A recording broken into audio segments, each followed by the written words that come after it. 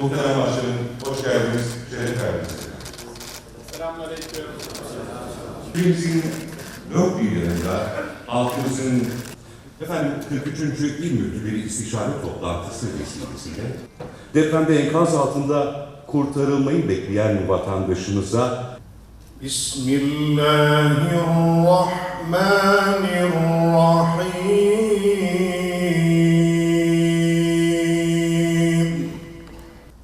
وَإِذْ قَالَ مُوسَى لِقَوْمِهِ يَا قَوْمِ لِمَ تُؤْذُونَنِي وَقَدْ تَعْلَمُونَ أَنِّي رَسُولُ اللَّهِ إِلَيْكُمْ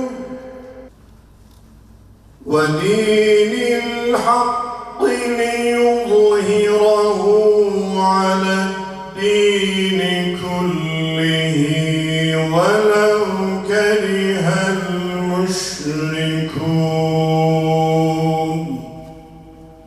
صدق الله العظيم. Bismillahirrahmanirrahim. Elhamdülillahi Rabbil alemin. Vessalatu vesselamu ala Resulina Muhammedin ve ala alihi ve ashabihi ecmain. Diyanet İşleri Başkanlığımızın en kapsamlı buluşmalarından olan İl Müftüleri toplantımızın, istişare toplantımızın 43.'sünü gerçekleştirmek üzere bir aradayız. 3 gün boyunca yapacağımız kapsamlı istişareleri Rabbim hayırlı eylesin, hayırlara vesile eylesin. Değerli hocalarım,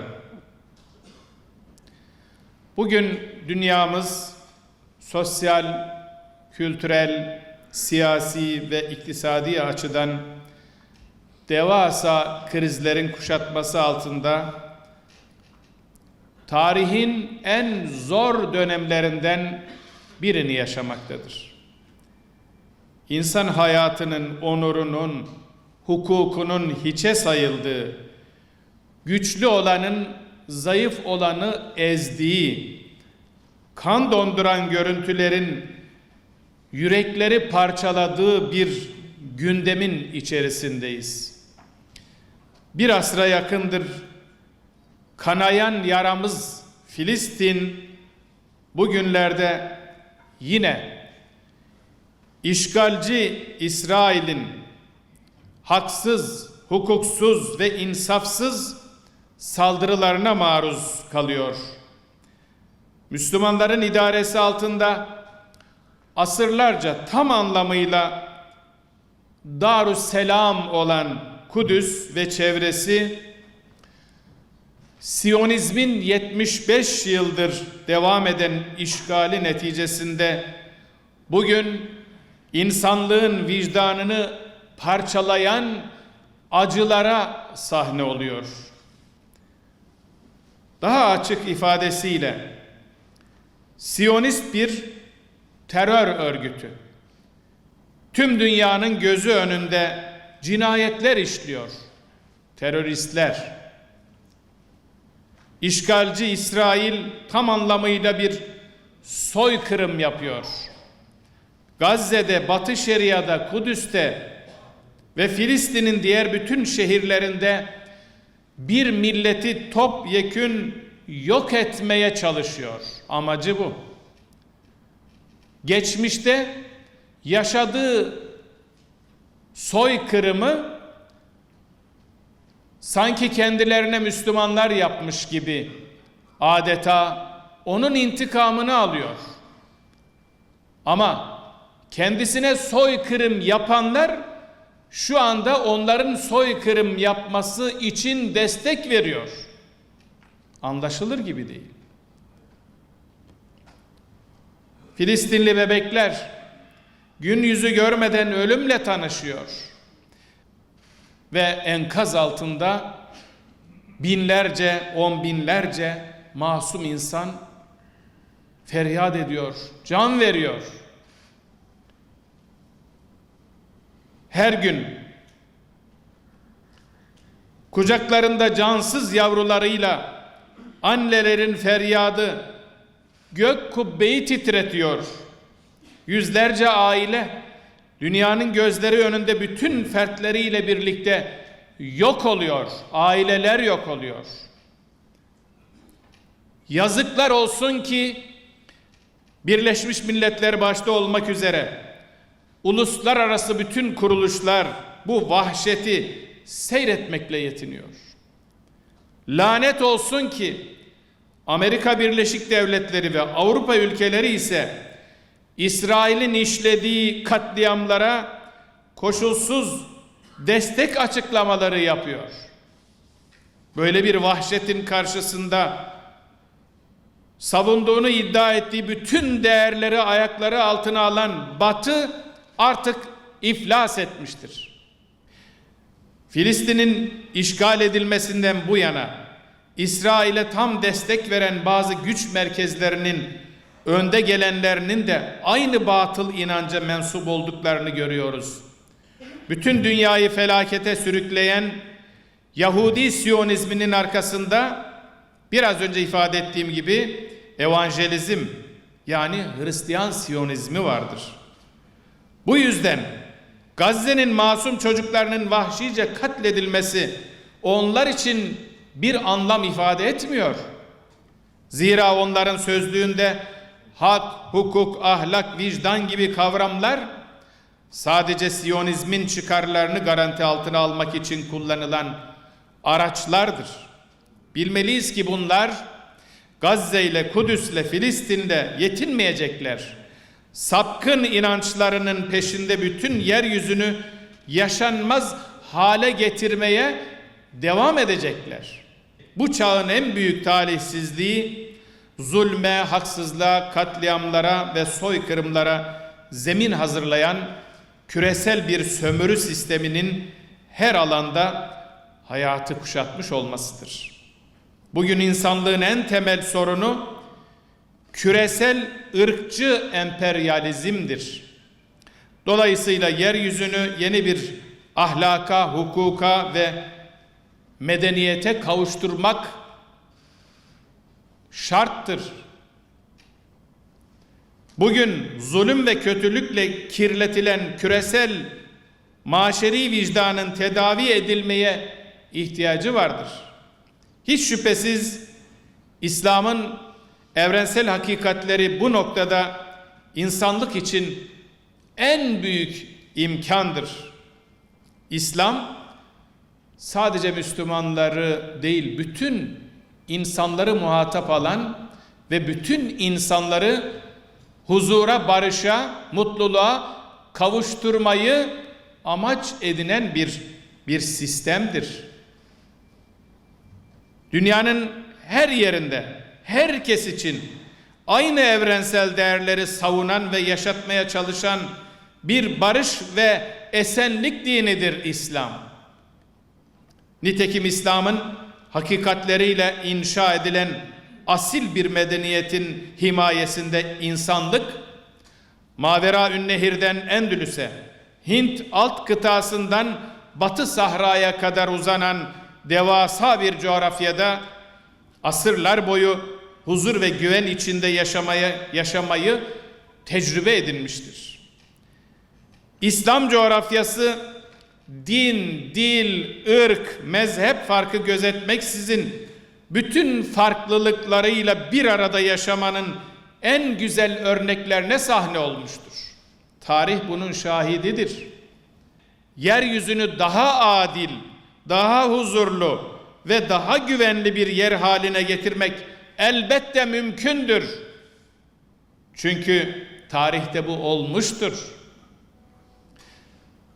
Bunun için Müslümanların inanç ve medeniyet değerlerini idrak ederek azim ve umutla aydınlık bir istikbal inşası için çalışması gerekir.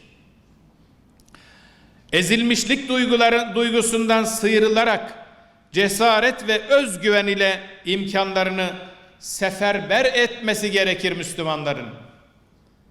Anlamsız tartışmaları terk ederek vahdet bilinciyle güçlü politikalar üretmesi gerekir Müslümanların. Bu noktada bizler de öncelikle milletimizin inanç ve duygu dünyasını Kur'an ve sünnete dayalı sahih dini bilgiyle beslemeliyiz. Milletimizin birlik, beraberlik ve kardeşlik duygularını en güçlü hale getirmek, fitne ve tefrikaya karşı uyanık olmak zorundayız. Endülüs'ten Bağdat'a kadar tarihin her döneminde Müslümanlar için en büyük tehlike ve yıkım fitne ve tefrika olmuştur. Özellikle gençlerimizin Kudüs bilincini mutlaka güçlendirmeliyiz. Kudüs davası büyük bir davadır değerli hocalarım. Eğer bu topraklarda Kudüs davasından habersiz tek bir genç, tek bir insan olursa bunun vebali hepimizin üzerinde olur. Bunu aklımızdan hiçbir zaman çıkarmayalım. Bu bir diriliştir esasında. İnşallah gençlerin ruhlarının dirilişine vesile olacak unsurlardan birisi olur Kudüs davası, Filistin davası. Gençlerimizin enerji ve heyecanını doğru yönlendirerek din, iman, vatan ve mukaddesat uğruna mücadele ve mücahede aşkıyla taçlandırmalıyız. Her türlü zulüm ve haksızlık karşısında tevhid ve vahdet şuuruyla hareket kabiliyeti kazanmalarını sağlamalıyız gençlerimizin. Hayatın önemli oranda dijital mecralarda geçtiği bir dünyanın içerisindeyiz. Daha çok insana ulaşma, daha çabuk bilgi edinme gibi pek çok alanda sayısız fayda sağlamakla beraber dijital dünya bireysel ve toplumsal boyutta birçok problemin ortaya çıkışına da zemin teşkil etmektedir. Gençlerimizin ve nesillerimizin tertemiz duygu ve düşünceleri en çok buralarda istismar ediliyor. Bu sebeple söz konusu mecranın gerçekliklerini dikkate alan bir yaklaşımla hizmet üretilmesi büyük önem arz etmektedir. Aziz hocalarım, gençlerimizin ve nesillerimizin sanal alemin bilinmezlikleri içerisinde kaybolmasını önleyecek çalışmalarımız olmalıdır. Bugün Diyanet İşleri Başkanlığı olarak hem dinimiz ve inancımızın en güzel şekilde bilinmesi hem de insanlığın içinden geçtiği süreçlerin en doğru şekilde anlaşılması için dijital ortamlarda pek çok hizmet, içerik üretiyoruz. Yaptıklarının hesabını hem bu dünyada hem de ahirette mutlaka vereceklerdir zalimler. Bugün Filistin meselesi hakkında bütün dünyada bir duyarlılık olduğunu görüyoruz. Zulmün ve haksızlığın karşısında seslerini yükselten insanların sayısı her geçen gün daha da artıyor. Bu durum elbette insanlığın geleceği açısından umut vericidir. Gazze için, Filistin için sokaklara dökülen milyonlar esasen kandan beslenen vahşi Siyonizme karşı insanlığın bir intifadasıdır. Bizim bu intifadayı her platformda canlı tutmamız, büyütmemiz ve güçlendirmemiz gerekir.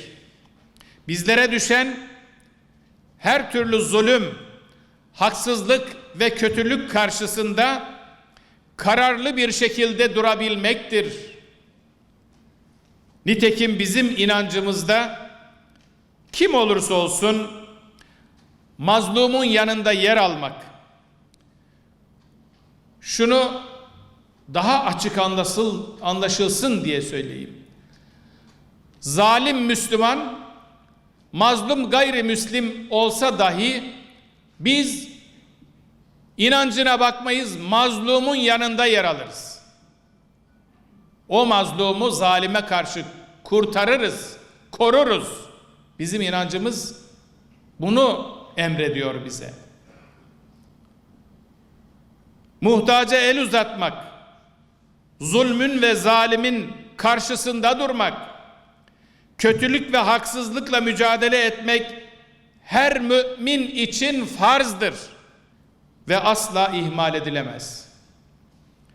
Diğer yandan zulüm ve haksızlığa duyarsız kalmak, zalimlere ve hainlere ses çıkarmamak, doğrudan ya da dolaylı şekilde zalimlere, işgalcilere, teröristlere, katillere destek olmak, onların destekçilerine destek olmak da haramdır.